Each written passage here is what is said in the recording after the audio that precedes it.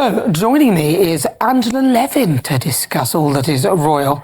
Angela Levin, good to see you. Good to be here. It's been a busy old week for the royal family. The last few days have been a bit of a nightmare for them.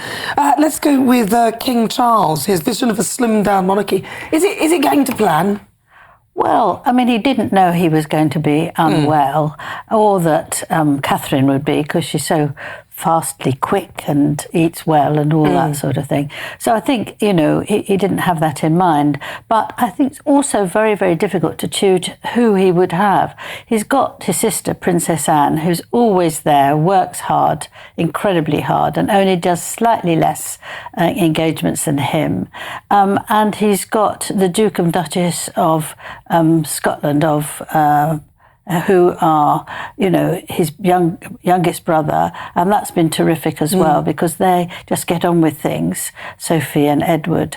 But then you come to whether he should have his other brothers' children and Prince Andrew's daughters, and that's very difficult, because you don't know whether they, who are quite friendly with Harry, would maybe leak something, or whether it would be awkward because of the problems that Prince Andrew is still having. So that is very difficult, I think, to decide who would be. I mean, my own view is that he could have Zara, who is the daughter of Princess Anne, because she and her husband Mike, who comes also from an ordinary background but fits in beautifully with the royal family, he could do it very well. They're very popular, they're very nice, they're jolly, they're honourable, they loyal to all the royal family. So he could do that, and maybe he will. But I think he's trying to save the country money, but it might not be worthwhile. No, it's not. I mean, he did get that bill passed that Harry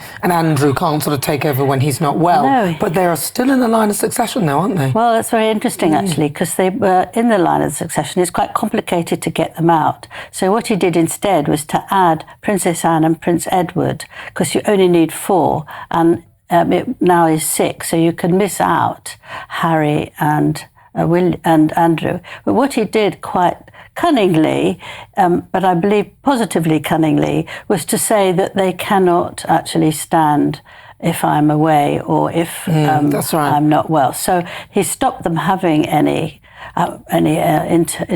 intervention with what's going on. And I think it's very pleased, because my heart sank when I heard that he was going into hospital, because the thought of having Harry sort of signing papers and making decisions is too much. Too much. It's too much for anyone. It was just too much. I mean, but he stayed in hospital longer than expected.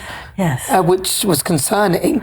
We didn't hear much about what was wrong with Catherine, and not that, you know, people are obviously nosy.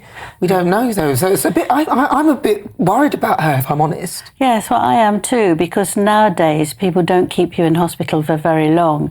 They want you in, they want you to sit up very quickly and out. And particularly for someone like her, who's got lots of staff, and she can get nurses and doctors flicking the finger. Why did she need to spend all that time? So it had to have been a very serious operation. And we hear that she won't be doing any engagements until after Christmas, after Easter. And that too is quite worrying, that she would need that time. No one would say she should come back earlier, of course not. But it is a concern. It is, isn't it? I love Catherine. She's so fantastic, isn't she? Well, she's a wonderful princess, and she's not put a foot wrong. And she's given up a lot, and she loves the royal family. She's dutiful, and she knows what is expected of her, and she does it always with a smile, always with a, you know, enjoyment on her face. Right, let's get to the dastardly duo, Harry and Meghan. Yes. Listen, my monologue was kind of about Harry and the situation that he finds himself in, especially being he was the president of an African parks charity. And then, of course, he is on the board now and is mired in a little bit of controversy. They're calling for him to step down from the charity. Do you think he should step down? Well, it depends what level he was. He was the patron, wasn't he? And now he's just on the board. And I think you just can't pick one person on the board because he's royal. But you have to do something very fast and quick because they say they're raping people in Congo.